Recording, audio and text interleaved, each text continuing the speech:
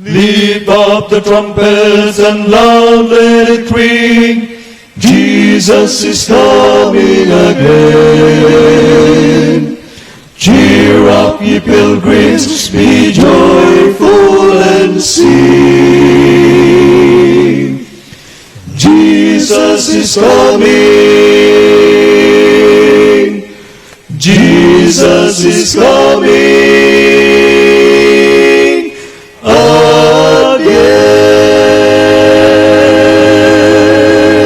again. Welcome back to the third episode of the International Missionary Society of Seventh-day Adventist Reformed Movement, Misconceptions Answered. Ang programa na ito ay magdudulot sa atin ng clarification kung ano bang kadahilanan bakit naghiwalay ang dalawang grupo between IMS Isdang at saka Seventh-day Adventist Reformed Movement Church.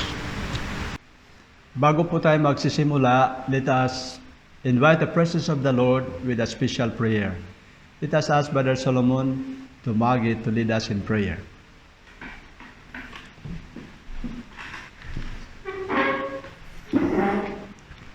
Mahabaging Diyos, Ama namin na nasa katasan sa mga langit. Sa oras na ito po, kami ay lumalapit sa inyong banal na presensya. Taos-pusong nagpapasalamat sa mahalagang layunin na aming gagawin ngayon upang talakayin ang kasaysayan ng inyong iglesia. Panginoon, gabayan niyo po kami at giyahan sa pamamagitan ng inyong banal na Espiritu upang aming may sagawa ito na naaayon sa inyong banal na kalooban at ang katotohanan na nais naming ipaabot sa maraming mga tao ay aming maisagawa na malinaw at maunawaan ng mga kapatid at mga kaibigan na manood at makinig nito. Patawad po ang aming mga kasalanan. Tanggapin nawa ang aming mga kahilingan. Alang-alang sa pangalan ng aming Panginoong Hesus. Amen. Amen.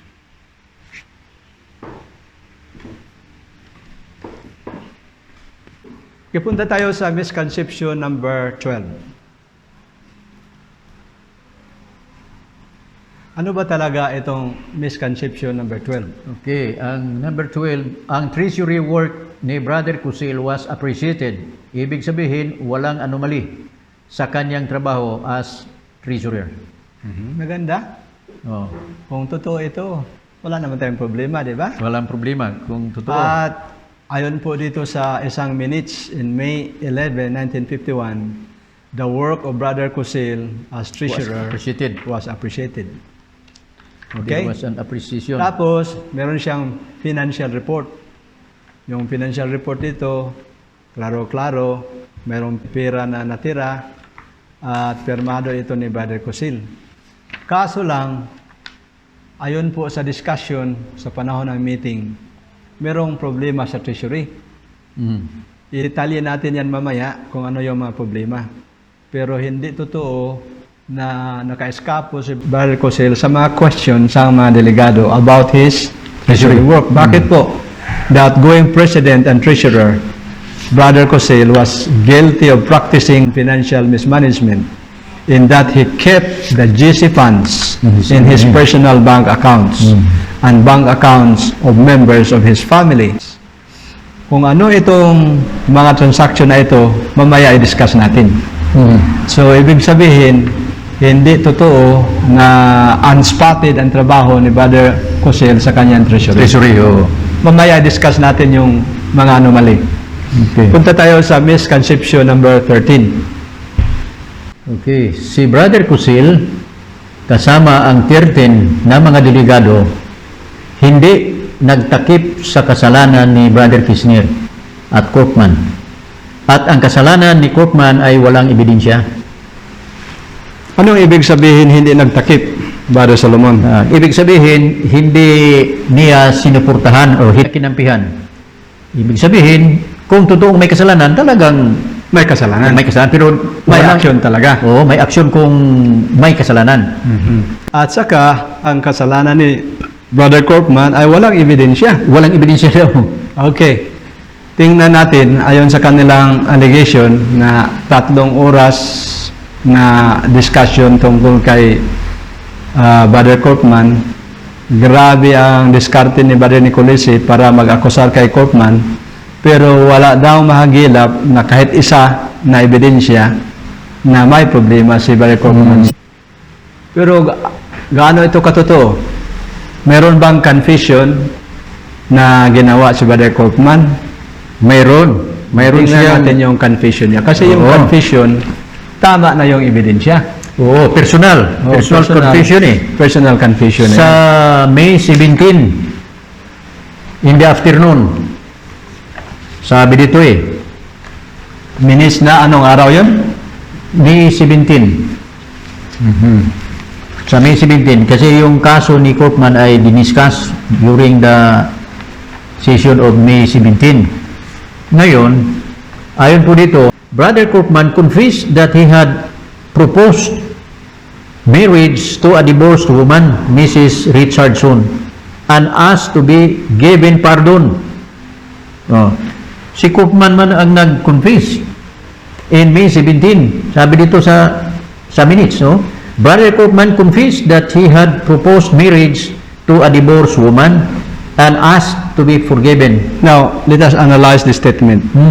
Yung proposed, hindi pa natuloy.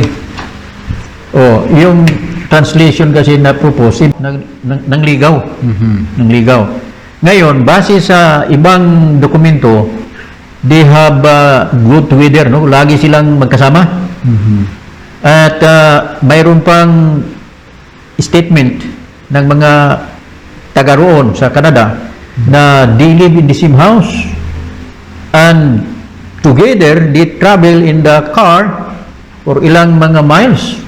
So, ibig sabihin, may nakita silang usok. May nakita silang evil appearance. Member. At saka, anong ibig sabihin doon na he asked pardon? So, tanggap niya nagkasala So, siya. ibig sabihin talaga, admitado siya na mayroon siyang nagawang pagkakamali o kasalanan, kung kaya, he asked pardon. So, Humingi siya. bakit sinabi na walang ebidensya? Ito, paano maghingi ng pardon kung walang nagawang kasalanan? So, ito, malinaw. What about Kisner? Meron bang ebidensya sa kaso ni Brother Kisner? May Tungkol sa ebidensya. kasalanan ng Seventh Command. May ebidensya si Kirchner, talagang inamin na he was sorry for his sin, and even Miller naghingi din ng dispensa for not informing the responsible persons about the case of Brother Kirchner. Ito, May 9 ng 1951 delegation session. Sabi ito, Brother Miller also made a statement that he too desired to be relieved of his office on the committee. Brother Miller apologized for his part in not informing the responsible brethren about the case of Brother Kirchner. Yan, si Brother Miller nag-apologize na hindi niya sinabi sa mga responsible brethren yung kaso ni Kirchner, at halata na kumakampi talaga sila. Kasi dito sa Takbo, Brother Uli, sa sesyon nila, noong si Kirchner ay inubjikan, ito sila si Kusil at saka si Mueller, dumidipinsa talaga. Hanggang si Kirchner parang umayaw na sa sesyon, aalis na, pinaano talaga nila na pabalikin at papasukin talaga sa sesyon. Even if he cannot vote, but he will be granted the privilege to participate in the discussion. Now, noong si Kirchner gusto nang lalabas o alis, sabi ni Kusil, I will resign from my position as a chairman. Tapos si Miller nag-resign din. Halatado talaga na they They are connected. connected. Ayon po sa mga minutes na nahagilap natin sa ating archive ng Seventh Adventist Reform Movement, Brother Solomon, meron ba tayo makita dito na si Kirchner tanggap niya na meron siyang kasalanan? Ating nakita dito sa minutes, no, sa 1951, May 9, sabi dito, a letter was read from Brother Kirchner stating that he resigned from further responsibility on the General Conference and as a delegate from the German Union in view of the circumstances. So, na-feel niya talaga na may problema, kaya gusto niya mag-resign. So anong He very posisyon na dapat siya mag-resign? Sabi dito, from a delegate of the German Union and from his responsibility of the General Conference. Kasi siya ay membro ng Executive Committee, no, sa General Conference. So dalawa ang dapat niya na mag-resign siya. Oo. So mag-resign siya sa pagkadelegado, anong ibig sabihin doon? Hindi na siya pwedeng makisali pa doon sa session at wala na siyang right na mag-participate doon because resign na siya. He is no longer a delegate. So ano ang hocus-pocus na idea ni Brother Miller Ito ngayon. para hindi makaalis si ano? Oo. At alam ba ni Brother Miller ang kaso ni Brother Kisner? Alam na alam ni Brother Miller. No? Sabi dito, Miller made a statement that he desired to be relieved of his office on the committee. Brother Miller apologized for his part in not informing the responsible brethren about the case of Brother Kisner. Ano ibig sabihin doon sa prase doon na he was very sorry for not informing the responsible brethren? Alam ni Brother Miller o wala? Alam na alam niya kasi problem, no? In 1947, Brother H informed Brother Miller very accurately about the Brother Kisner's marriage problem. And at the Hague GC session 1948, Brother Kisner himself informed Brother Kusil about his marital situation. So ibig sabihin dito, yung dalawa alam nila. Alam nilang dalawa. Sino The po officers. ang nag-confessal nito? Sino po ang nag-witness? Ito isulat ito ni Joseph Adamsak, April 5, 1950. So ano pa ang patuloy na sinabi niya? Ito pa sinabi ni Adamsak eh.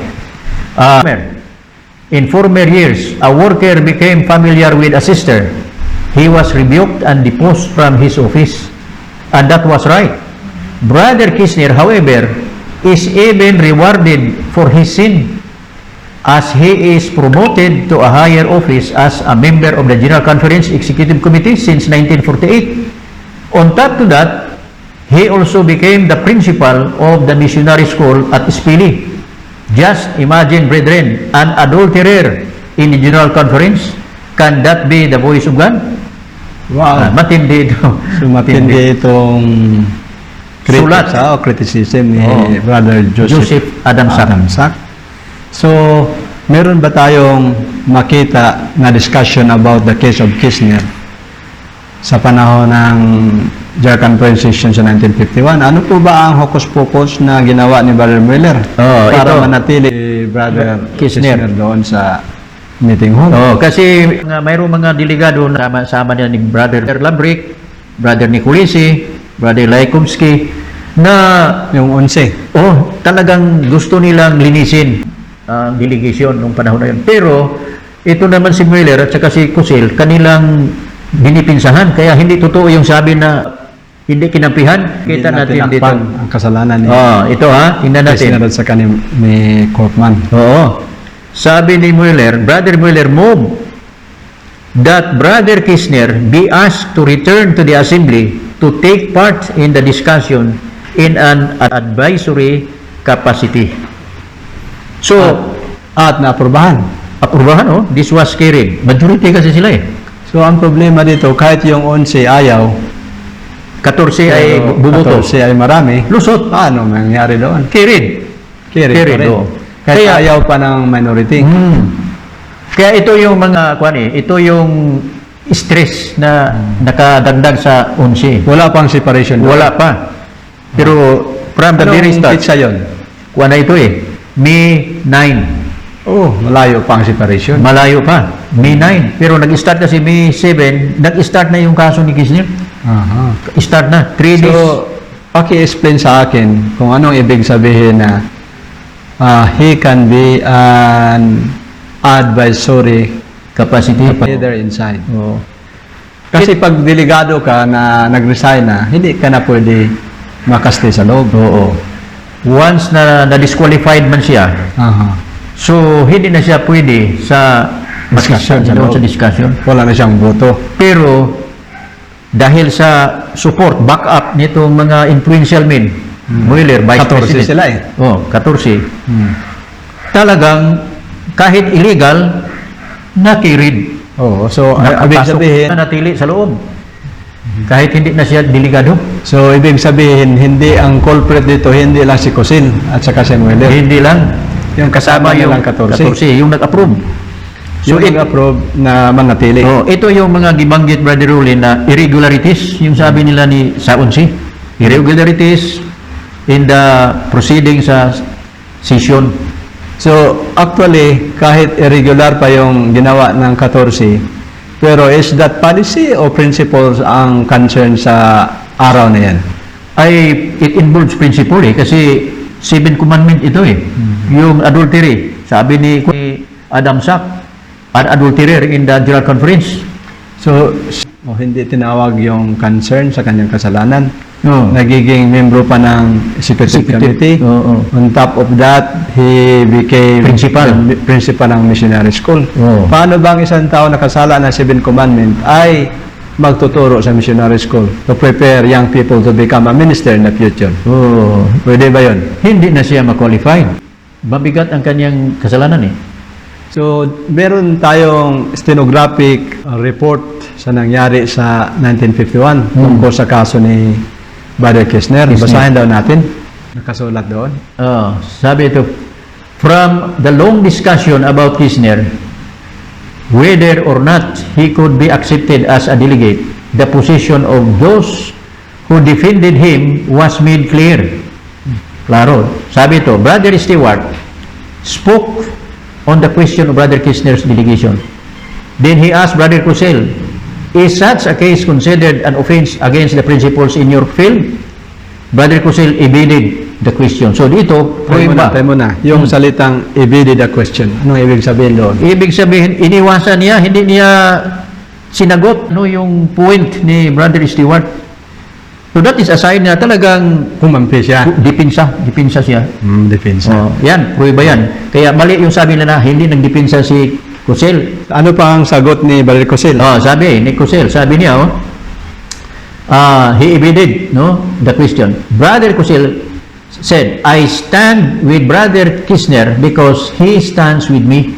Ano po bang ibig sabihin doon na I stand with Brother Kishner because he stands with me? Ang ibig sabihin dito, ang aking intindi lang, kasi yan, stand. Dahil tayo doon sa sapatos ni Brother Cosell. Ibig sabihin na dahil mabuti siya sa akin, mabuti din ako sa kanya. Kahit kampi siya sa akin, kakampi ko rin sa kanya. Kasala ka. Kahit mali. Yun ang point dito. Ang ibig Ano sabihin. po ba ang dagdag ni Brother Mueller? Ito. Brother Mueller, sabi niya, many have sinned among us. He asked the brethren to narrate the amount of good works done by Brother Kishner. He flattered the German people. Liwanag talaga na kinampihan talaga nila. Kasi sino po ba si Mueller? German? German din ito si Mueller. Si Brother Kishner, German din? German din. What about Cosell? German ba si Kusil? Oh, German. German, pero marunong lang mag-Espanyol. Kaya doon nagtrabaho sa Argentina. So, talagang kampi-kampi. Malinaw. Rasa po rasa pala ito. Oo. So, ibig sabihin, kahit nagkasala pa, pinatawad. Kasi sabi niya, kahit daw marami daw nagkasala, pero hindi pinapatawad ng Ang tanong dito, Diyos. Brother Solomon, nagkasala nga ng 7 commandments. Patawarin talaga tayo sa kasalanan, pero mayroon bang aksyon? Yon ang tanong. May karapatan ba na mag-aksyon ang simbahan? May kwan talaga, obligasyon talaga, responsibility talaga ng church na mag-aksyon doon kasi kasalanan eh. Pero in question sa pagpatawad, okay. Nandiyan yung pagpatawad eh. Pero, Ang trabaho ng iglesia, kailangan gawin niya yung kanyang responsibilidad. Call sin by its right name. simulat sa poll na nagkasala si Kishner, wala bang disciplinary action sa kanyang... Wala ayon dito sa record walang kwan eh. Hindi siya na aksyonan kasi nung siya nag-submit daw siya sa iglesia, hindi siya inaksyon kung hindi dinagdagan pa tuloy ang kanyang responsibilidad. Wow! Grabe, ano? So, sabi niya, I continued until today, sabi niya, but I leave my case before the delegates. Yun ang kanyang sabi. So, aside sa reaction ni Brother Cosell at saka si Mueller, ano po bang reaction ng ibang mga kapatid doon sa meeting? Oh, si Brother Loft, Brother Start, and several others spoke of the good works of Brother Kisner. Ibig sabihin ito, kasama ito sa 14. Kasama, ito si Start, si Loft. At kasama talaga ito, side ito sa kanila. Kaya itong na-approve siya, nakabalik talaga sa session hall. Nagkuha na si Kisner parang sabi niya, Surrender na. why waste so much time over me? He said, I am already finished as a delegate. Wala na, hindi ako delegado. Bakit? Ano pa kayo? At saya pa kayo ng panahon para sa... Anong reaction ni Brother Miller? Na ito, sabi ni Miller, if Brother Kisner cannot be a delegate, then he cannot be an elder either. He said, we should think of it that God had forgiven Peter and Paul. He also said that Nicolisi was a rebel for 5 days in 1948 and was forgiven. Ibang kaso ito eh. So, ibig sabihin dito, si Miller, iniquit niya ang sitwasyon ni Brother Nicolisi At saka kay Kisner. Malayo. So, Brother Solomon, ang kaso ni Brother Nicolisi, Hindi 7 commandment eh. hindi 7 commandment, at saka naratanganan siya na nagrebelde. Rebelde, Pero actually, hindi siya nagrebelde. Hindi He was nagrebelde. only correcting the wrong action of the president. Oh. He was asking forgiveness, hindi sa kaso ng rebellion, kundi ano po, kung nasaktan si Brother Miller. Oh. Pero dito sa kaso ni Kisner. Brother Kisner, iba ito eh. 7 commandment eh. 7 commandment talaga. At saka, deklarado na nagkasala siya. Oh. Maybe the German brethren have different ideas. Brother Stewart ito nagsabi. There are principles here involved, sabi ni Stewart. This is a case of apostasy. Therefore, an explanation is needed. So, anong ibig sabihin doon? It is a case of apostasy. Oh, kasi 7 commandment eh. So, kasalanan talaga. Kailangan patawan talaga ng aksyon. So, kaya pinaklaro ni Brother Stewart na ang kaso ni Brother Kisner ay ano po? It involves a principle, sabi niya, and this is a case of apostasy. Oh. Niya, si Brother Nicolisi din, nagsabi dito, nothing was done at the last conference, 1948, to correct this thing, sabi ni Brother Nicolisi. Who is responsible for this condition and this debate today? Imagine 3 days debate tungkol lang sa kaso ni Kisner. When we ordain men for the work, we should be aware of their moral stand. We should know if they are in harmony with the principles. We should preserve the moral standards of the church. Otherwise, we will not be in unity. This is not a personal matter. We should be men of principles, not of circumstances. Brother Miller should make an apology for his failure to inform at least the GC committee in 1948. And why was this matter brought to this delegation session? If Brother Miller believes that Brother Kisner should be brought back into his position, restored to his office, let him see so.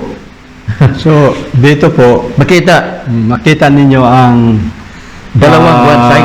dalawang side ng flow kung sino talaga ang nagdepensa sa prinsipyo. Malinaw So, eh. bali, recap dito, Brother Solomon. Si Brother Nicolisi at si Brother Stewart, Labrick at 11, ayaw nila na manatili si Brother Kisner na magiging delegado pa. Pero yun si Brother Cosil, Mueller, Ringelberg, Gusto nila. yung 14 kasama nila, gusto pa rin nila manatili. At the end of the day, they call for a votation na manatili pa rin. Correct. Kahit nag-deklarar na si Kisner na nagkasala na siya, I'm finished. Pero, sino bang magiging manalo dito sa votation? Dahil majority yung 14. So pag butar pa, sabi ng mga IMS, naku, kirid yan. Sino bang illegal doon? Kasi kirid yan. Totoo, kirid nga. Pero, kasi marami yung 14. Pero sino ang nag-stand sa prinsipyo? Yan. Dito. So ang tanong, Totoo ba na nagtakip si Brother Cosil at ang kanyang kasama na 14 sa kasalanan ni Kisner? Ayon dito sa ating nakita, talagang tinatakpan nila eh. Tinatakpan. Tinatakpan talaga nila. Ayaw nilang mapasama si Kisner. Gusto nilang dipinsahan siya. At si Kisner, nung sabi na mag-resign sa kanyang pagkading delegado, naapektuhan din si Cosil at saka si Miller. They also want to be relieved of their office. So, makita natin, kampi-kampi talaga sila. It is really clear na ang 14, kasama ni si Cosil, Mueller, Ringelberg, ay kumakampi talaga sa kasalanan sa dalawang ministro. Okay. Brother Kisner at saka si Kaufman. Mary Kaufman. Ngayon po, misconception number 14. Okay. Misconception number 14. The root cause of separation between 11 and the 14 Islam delegates sa Mayo 20, 1951 is not that because Brother Cosil defended the sinners, but because the 11 delegates left the meeting hall in a loud protest because the reading of the declaration was not approved. Paki-explain daw sa akin yung nangyari sa May 20. Sabi daw may 3 reports na dapat basahin. Oo. At linawin natin yung minutes kasi yun ang pinakamaganda.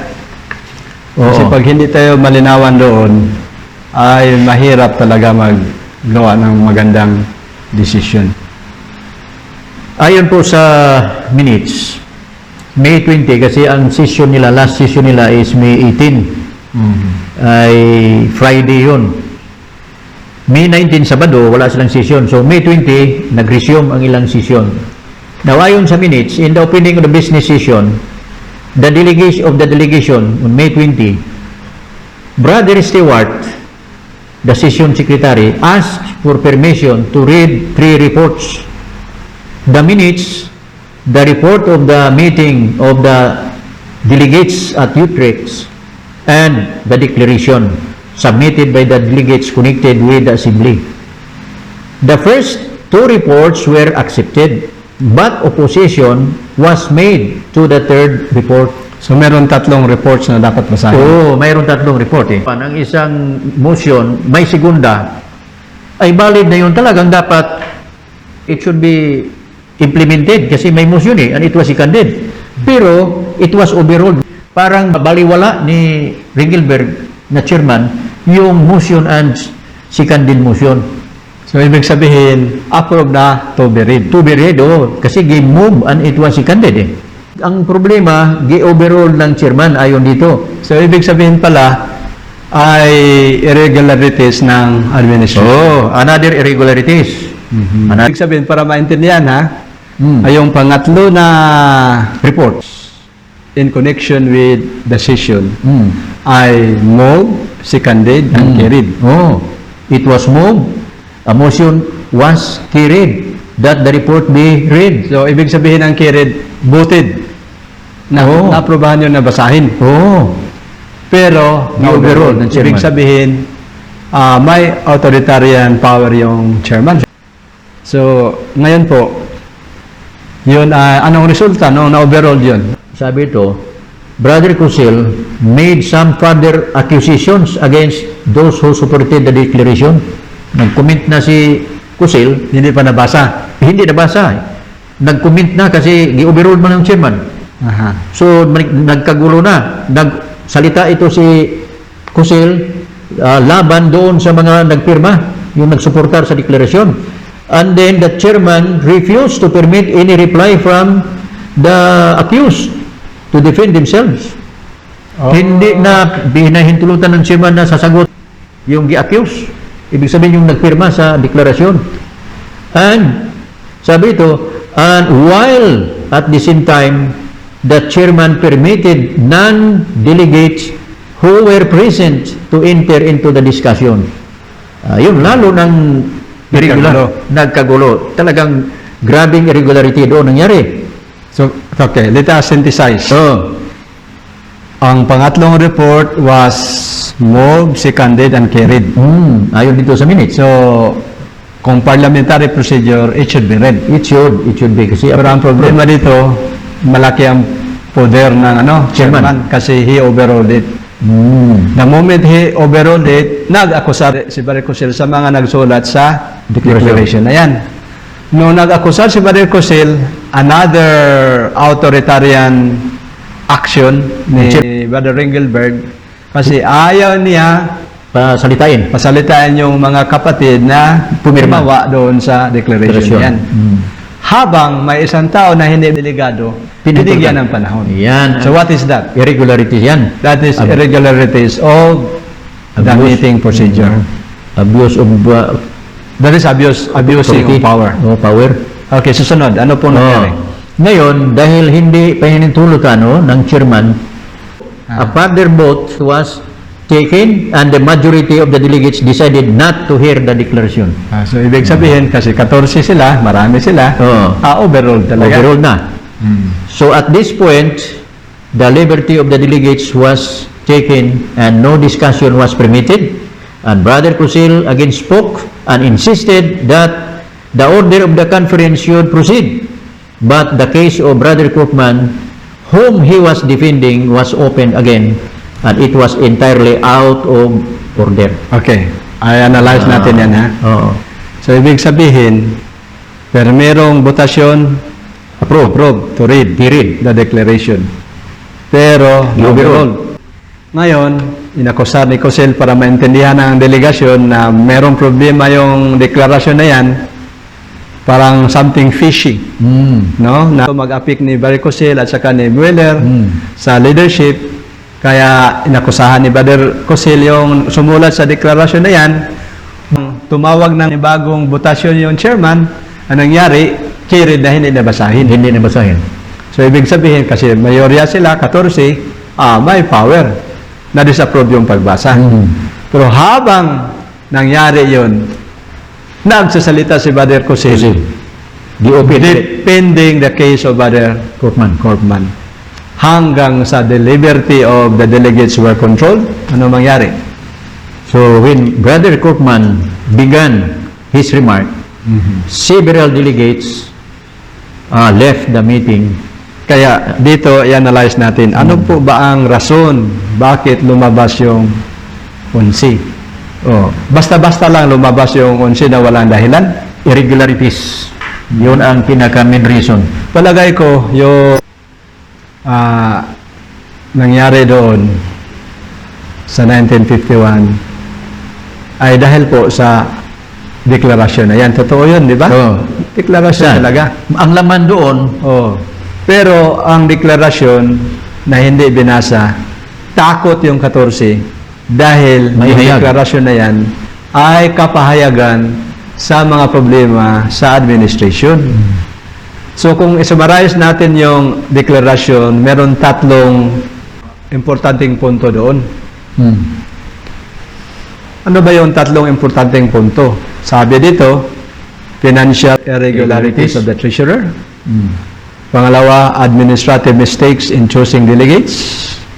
Pangatlo, toleration of GC officers who committed the violation of the Seventh Commandment.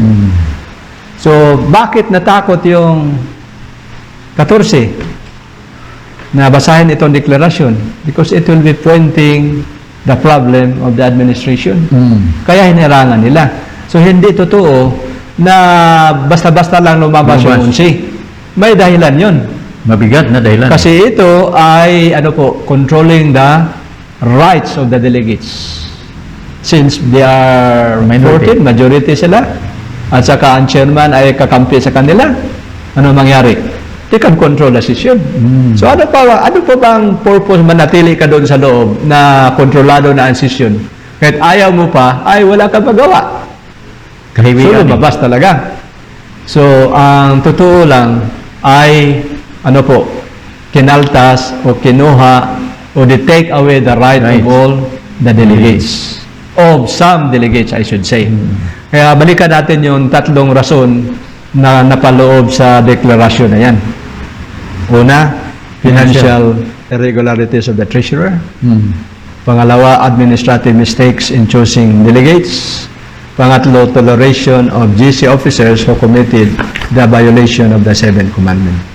Ito po ang rason na nasaktan yung 11 kasi hindi tinanggap ng majority ng 14 na delegado.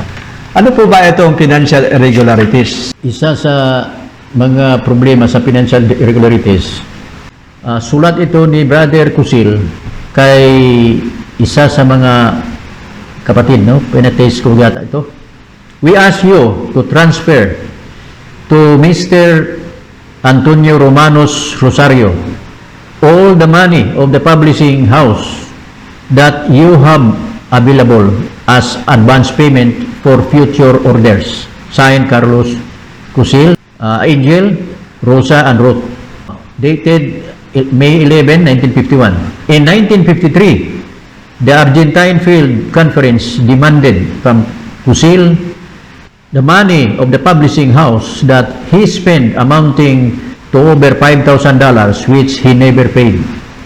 So, Yan, ibig isa sa sabihin, seguridad. may pera na $5,000 sa publishing house ng Argentina Na na walang resibo. Oo. Binigay kay Kusil pero walang resibo. Oo. Tapos, hindi niya binayaran. Hindi niya Hindi niya binayaran. isawalan. Tapos, in 1950, he wrote to a brother. Sabi niya, all GC Jews are to be exchanged into dollars and remitted to the order of Mr. Adolf Hiber. Letter dated January 2, 1950. Adolf Hiber was the brother-in-law of Kusil, not member of the Seventh Adventist Reform Movement. Now, another letter, ito na. I want you to please go to the Bank of America immediately with the enclosed letter of Brother Nicolisi and transfer the $3,500 right away to my account. Carlos Kusil, Perma. Please do not speak a word to anybody about this matter. So, ito si Romanos ay hindi ito Hindi ito reform, hindi ito believer, Ito si Adolf Heber ay hindi hindi reform. reform. At isang kaso din si Sister Lottie Wasimiller bilang tesorero ng JAR Conference. Ayon po sa ating bylaws, nakadeposit ito ang pera ng church in the name of the JAR Conference.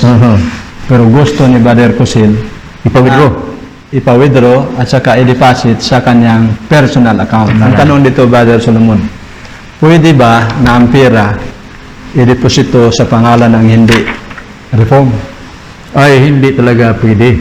Kasi yung pera ng church, lalo na mga tithes, huli, manal eh. Ngayon, ipahawak mo sa hindi membro. Yan malaking kamalian. No? Kahit nga sa kanya bilang presidente at treasurer, hindi nga maganda na ang church money i-deposito sa kanyang personal name. So, is it good na ang pera ng simbahan ay i-deposito sa pangalan ng individual, ng tao? Hindi talaga Is it safe? Hindi safe talaga. Pag na-apostasya yung tao na yon, ano mangyari? Kawawa ang iglesia. At Diba? isa pa, ano kaya ang perception sa mga kapatid pag malaman nila na ang pera nandoon sa pangalan ng treasurer? Kasi sabi niya, huwag ka magsabi sa iba. Ha? Sa iba, oo. Parang sikreto. Oops, huwag mong sabihin sa iba yung aking inuutos sa iyo. Ano bang motibo doon na dapat hindi mo isabi sa iba? Ibig sabihin, hindi tama na aksyon. Something fishy in it. Hindi tama kasi nung pinilit talaga nila na si Nicolisi magbigay ng authority, magbigay ng letter na yung pera na nakadeposito sa Bangko sa Amerika in the name of the General Conference account, ipa-transfer talaga doon sa account ni Kusil. Is that logical? Hindi. Nakadeposito na sa Yun nga eh. bank account ng church? Kukunin, i-withdraw, i-deposit sa pangalan ng isang tao? Kitang-kita, klaro talaga. Ha? Kahit wala tayo doon. At tapos, magsabi pa mga IMS, nako, ang trabaho ni Brother Kusil bilang tresurero ay walang anomaly. Appreciated daw. Ito po ang rason bakit nagprotesta ang Unsi. Pangalawang rason bakit nagprotesta. Administrative mistakes in choosing delegates. Ito na. Ayon sa testimonies, it clearly states delegates to the General Conference session must be elected by the Union Conference during their delegation session. The above rule was violated when Brother Kusil and his supporters insisted to accept unqualified delegates in 1951 session. Rosa Kusil, his wife of Brother Kusil, was a delegate for South America. Luisa Lozier, delegate for East European Union, and W. H. Boyce, delegate for the African Union, and A. Carabuto, delegate for Southern Union, and C. Kusil, delegate for South American Northern Union. These people were not qualified delegates because they were not elected by the local union where they are members, but Brother Kusil and his group insist that they be accepted as delegates, and because they have enough people to support them, they managed to have them accepted by both as delegates in violation of the testimonies and the GC bylaws. Meron ba tayong prueba na yung 5 tao na yan ay hindi legally elected as delegates? Itong si Vice, sabi dito, Brother Vice happened to be in Holland at the time of the conference, and Carlos Kusil and Miller and Ringelberg invited him to be a delegate for the African Union. Later, he himself told some of our delegates, and the African Union Conference declared in a circular letter that he had never been sent as a delegate. So ano ibig sabihin doon? Nagprotesta itong taga-Afrika na Ibig sabihin na hindi ito pinadala. elected. Hindi pinadala. Appointed lang ni Kusil, Miller, Ringelberg. Doon na, meron bang power yung tatlo na mag-appoint? Wala talaga. Illegal. Is it in accordance with the spirit of prophecy Illegal. or against the spirit of prophecy? It's against kasi it is the union or the conference that is to select their own delegates. What about this other, about Carabuto, about Rosa Kusil, about the daughter of Brother Kusil? Ano pong masabi doon? The South American Union had several ministers and field leaders, yet Brother Kusil chose his wife to be one of the 2 delegates for that union. And the union conference had to sign a credential saying that she was elected by the union. Wow. Maneuver. Ano ba ito? Gipapirma. Pocus-pocus. Gipapirma ang union. May right ba si Brother Kusil na mag-appoint? Talagang wala. It's That's illegal, right? illegal. Okay, another one. Sa South American Northern Union, Peru, Ecuador, Colombia, Venezuela, was instructed by Brother Kusil that his daughter and his son-in-law from Argentina would be their delegates, as we explained before. Finally, at the conference in Holland, he accepted to the appeals of Brother Lajkowski and put his own name in the place of his daughter. But the Northern Union never asked him to be their representative. So, Brother Kusil ay hindi pwede mag-represent sa Argentina. Kasi presidente siya Kasi presidente na siya. Delegate Pwede at large. magdoble siya. Oh. Otherwise, kung iron curtain yun. O otherwise, pwede siya mag-proxy vote. Kung nagpadala ng letter, yung Argentina, na pwede siya mag-represent. sa kanila. Pero never ever na may authorization letter si Brother Kusil. Never ever na elected siya bilang delegado nila. Ito naman si Carabuto ay hindi rin elected na delegado ng Peru. Southern American Northern Union. So, Illegal ito. illegal yan. So, yan ang isa sa mga dahilan sa pag-walk out. Okay. At dito po may deklarasyon yung Southern American Northern Union. In Spanish pa. No, nakapirma pa yung mga delegado.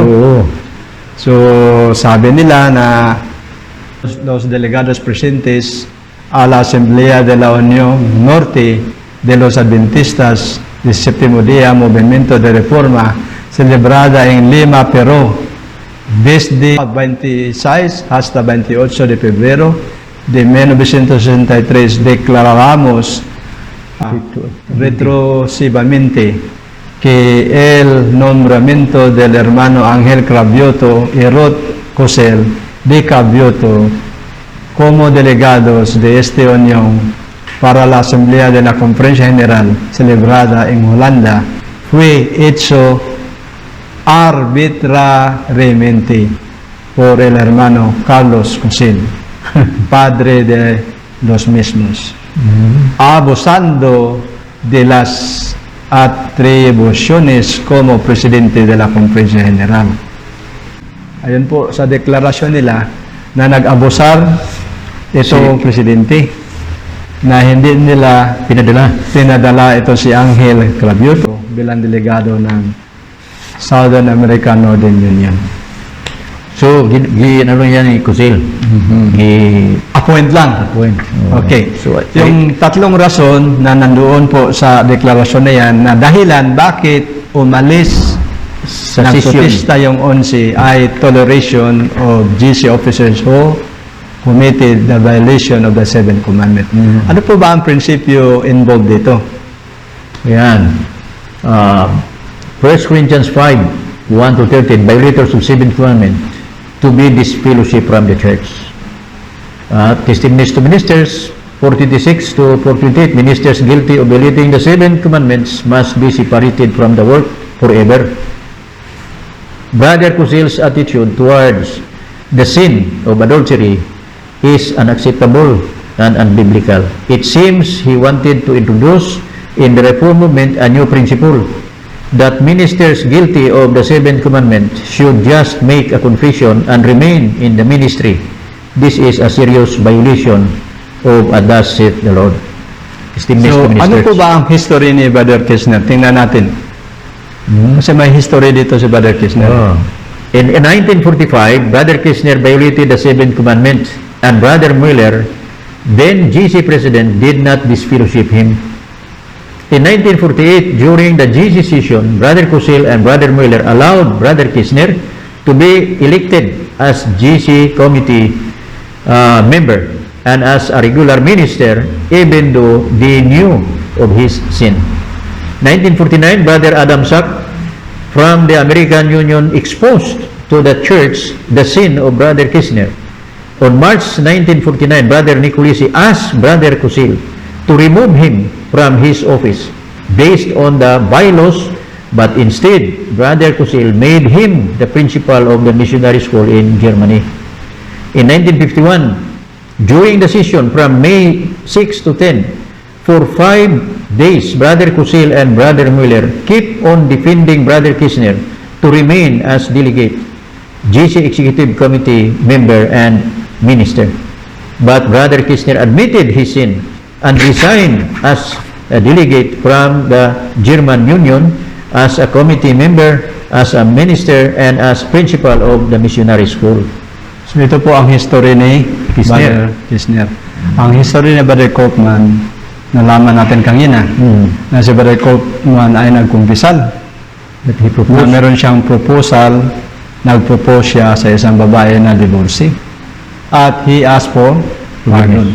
Pero binigyan pa rin ng pagkataon na magdepensa sa May 20. Alam na ng mga delegado na tinanggap na ni Brother Kaufman. He confessed. Pero patuloy pa rin mag-discuss para magdepende na hindi siya nagkasala sa May 20. Kaya nung tumayo si Brother Kaufman ulit, ano nangyari? Book out na. At kaya napilitan lumabas. Hindi talaga totoo na walang rason. Basta-basta lang lumabas kasi gusto na magtayo ng bagong movement. Ngayon, misconception number 15. 15, ang paglabas ng 11 ng meeting hall in a loud protest constitute a rebellion. So, paano ito nagiging rebellion? Pwede kaya magiging rebellion na pag lumabas ka kung ang prinsipyo na pinagdepensahan mo ay hindi magwagi doon sa loob? No? Ano pong nakatala dito sa May 20? May 20, sabi dito, at this point, the liberty of the delegates was taken and no discussion was permitted, Brother Cosel again spoke and insisted on the order of the conference to proceed, but the case of Brother Koopman, whom he was defending, was opened again, and it was entirely out of order. When Brother Koopman began his remarks, several of the delegates left the meeting, and finally 11 delegates left the meeting in protest against the continual irregularities and the domination of the session by the former leaders, Brethren Cosel and Miller, who had not given up their office, and the chairman, Brother Ringelberg. So ano pong rason dito na lumabas sila? Nakita nilang hindi na nilang kaya, hindi na nila masikmura yung dubli-dubli na kamalian na ginawa o nangyari doon sa sesyon. Iyon ang dahilan na sila ay hindi na makatiis. Ngayon, the 11 delegates were accused of rebellion. Paano sila naakusahan na rebelde? Kasi dito nagsimula yung Nicolisi, Rebelde, Cora Datam, Abiram. Okay, paki-explain daw, paano sila nagiging rebelde? Ang kanilang accusation na right after sa mag-book out ang 11, at 2 o'clock, nag-meeting na sila kaagad. Hindi nila natingnan na ang 14, right after sila ay nag-book out yung 11, nag-meeting ang 14 nagpatuloy sila, kaya nagsulat sila, ibigay sa amin yung lahat ng mga dokumento dyan, protocol, kasi the rightful delegate, the legal delegates ay continue the meeting. So, nung nangyari yun, mayroon ba sa minutes na nagiging rebelde yung 11? Wala tayong mabasa sa minutes na yung 11 ay nagrebelde, pero yung sulat, meron bang idea na galing ng 14? Paano nagiging rebelde ang 11? Mayroong sulat sila, no? Mayroon silang ipadalang sulat, signed by Carlos Cosel and Ringelberg. Sabi to, we ask in the name of the Lord to appear. We have received your writings and it is read and discussed by the delegates.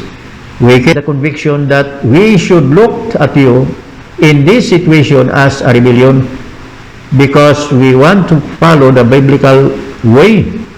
We gave an opportunity to respond and ask you to appear personally for the delegates meeting on Tuesday morning at 22nd of May at 9 a.m. We point your declaration as being unrighteous.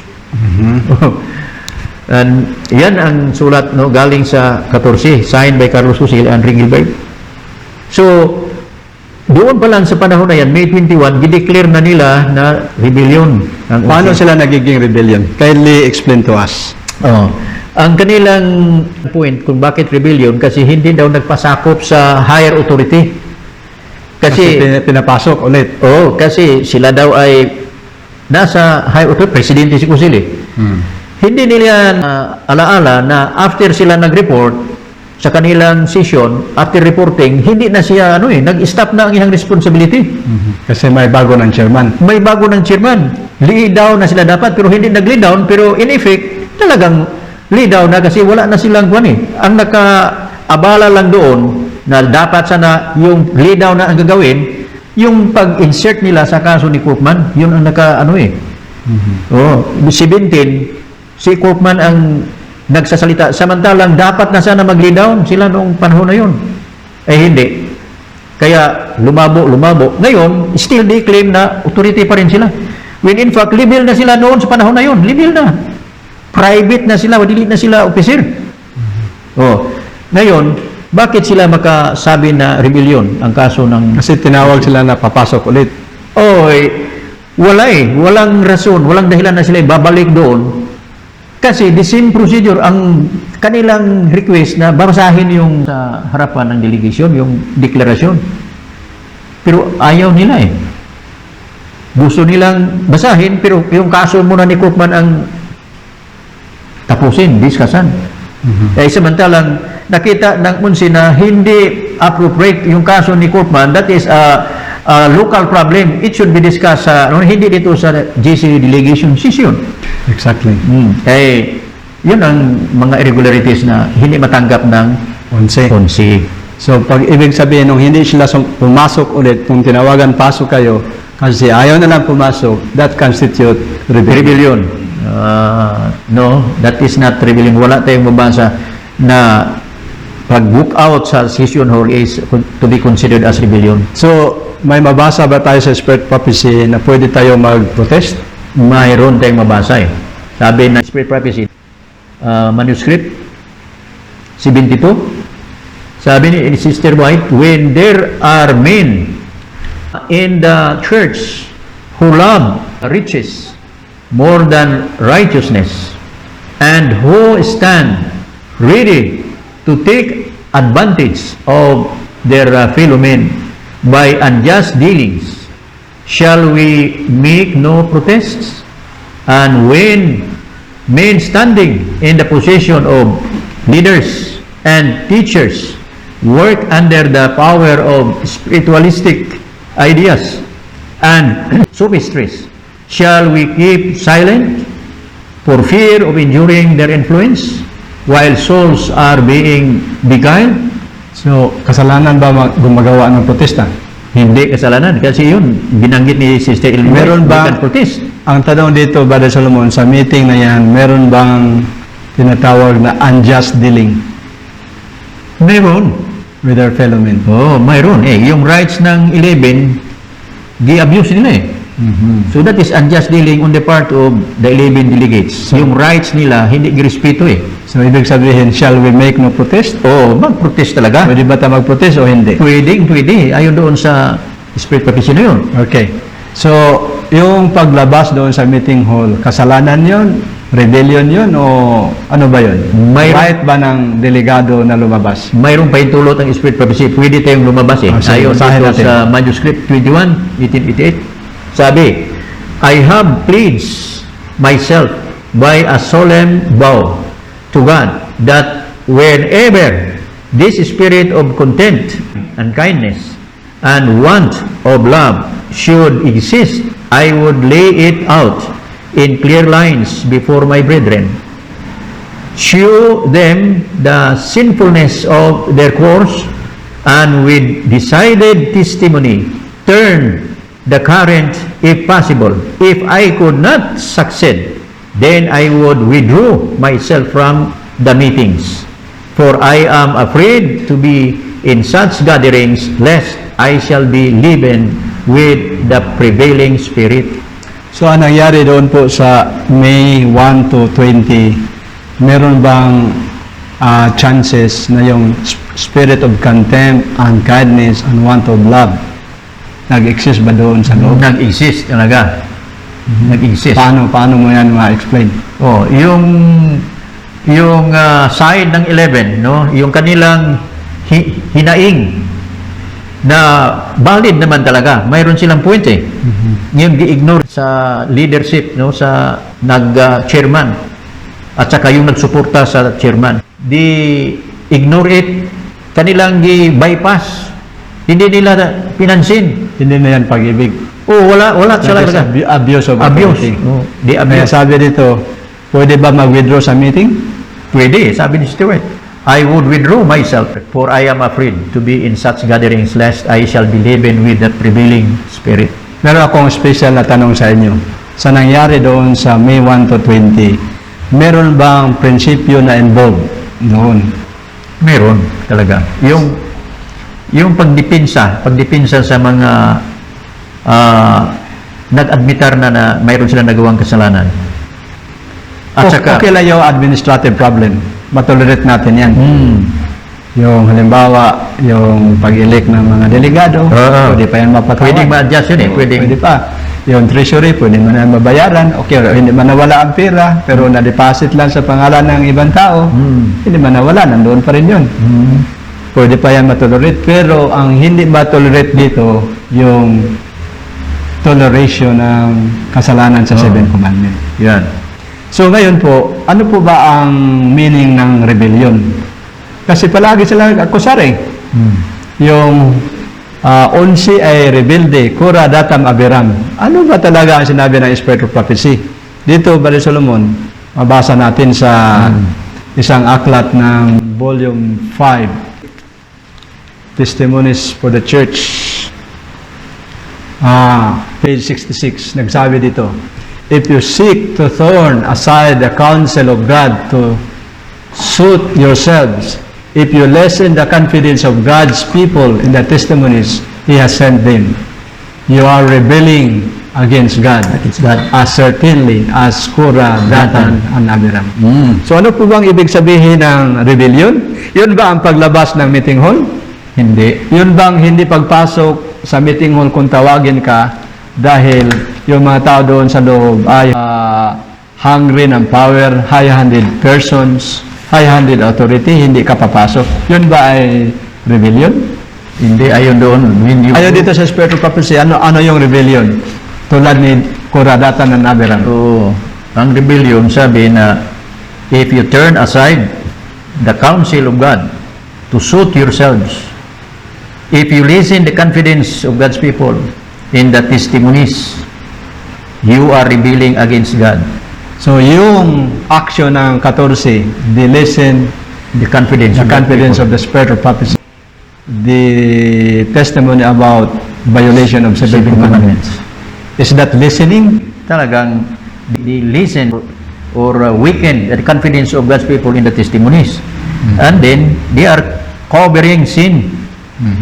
So, yun ay totoong nagrebellion.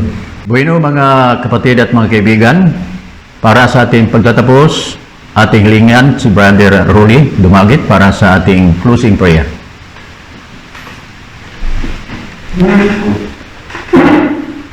Gracious loving Father who art in heaven, we come unto you to thank you because you have given us this special privilege to study thy word, and we hope and pray that all those messages that we had presented will be a benefit to everyone that will listen to this presentation. We pray also that the hearts and the minds that listen to this video will be opened, and they will have the right understanding, and they will come to a wise decision to know what is truth. Thank you so much for answering our prayer. In the blessed name of Jesus we pray. Amen. Amen.